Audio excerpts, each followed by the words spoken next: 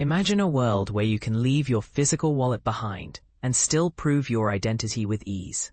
We're getting closer to that reality thanks to digital IDs in Apple Wallet. But here's the catch. The rollout is not universal, and it's unclear where your digital ID will be accepted.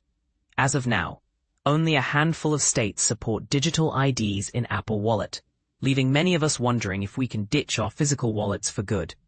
But don't worry, we've got you covered. In this article, we'll explore how to add your ID to Apple Wallet, where it's supported, and what you can use it for. So, let's dive in and find out if digital IDs are the future of identification. Adding your driver's license to Apple Wallet is a breeze. Simply open the Wallet app on your iPhone, tap the plus button, and select driver's license and ID cards. You'll then be guided through a verification process, which includes scanning the front and back of your ID and taking a series of selfies to match your image on file with the Department of Motor Vehicles in your state. But here's where it gets interesting. IDs can only be added to one phone at a time. So, if you're setting up a new device, you may need to wait until your old one is erased before you can add your ID to the new phone. Now, let's talk about which states support digital IDs. As of August 8, 2025, there are 10 states and territories that support driver's licenses in Apple Wallet, including Arizona, California, Colorado, Georgia, Hawaii, Iowa, Maryland, New Mexico, Ohio, and Puerto Rico. But that's not all. Other states, like Utah, have pledged support but haven't implemented it yet. To stay up to date, you can check Apple Insider, the TSA website, or Apple's official list. So, how do you use digital IDs in Apple Wallet? In an ideal world, a digital ID would be accepted anywhere your physical ID is accepted. But, unfortunately, it's not that simple. The most common use for digital licenses is in airports for TSA. In fact, the TSA is one of the few organizations that regularly supports digital IDs. We've tried it at several major airports, and it's incredibly convenient. Just tap your phone to verify, and you're good to go.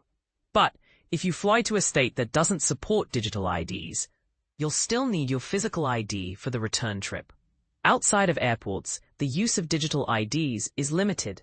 Places like bars, liquor stores, and doctor's offices don't accept them, and only a handful of police districts do. However, there are some exceptions. For example, the Ohio BMV offers a free ID verification app that businesses can use to verify identities with a tap. But, in our experience, it's not widely adopted. Most retailers still request physical IDs to scan the code on the back or swipe it into their legacy point-of-sale system.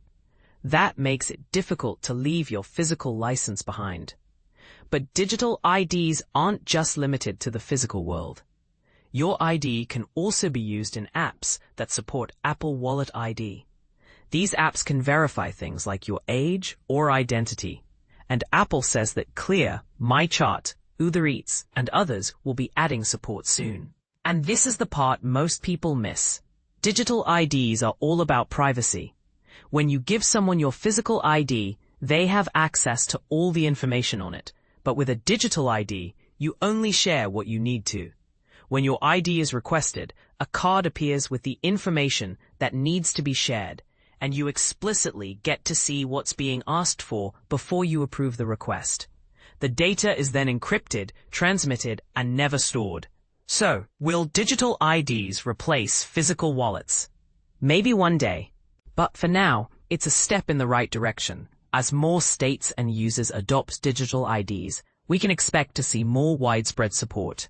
And with the upcoming release of iOS 26, which will support passports in Apple Wallet, we may see even more people adding their identity to Apple Wallet. But here's the question. Are digital IDs the future of identification, or are they just a novelty? We want to hear from you. Do you think digital IDs are convenient? Or do you prefer the traditional physical wallet? Let us know in the comments. And if you have any experience with digital IDs, we'd love to hear about it. So, what do you think? Are digital IDs the way forward, or do we still have a long way to go?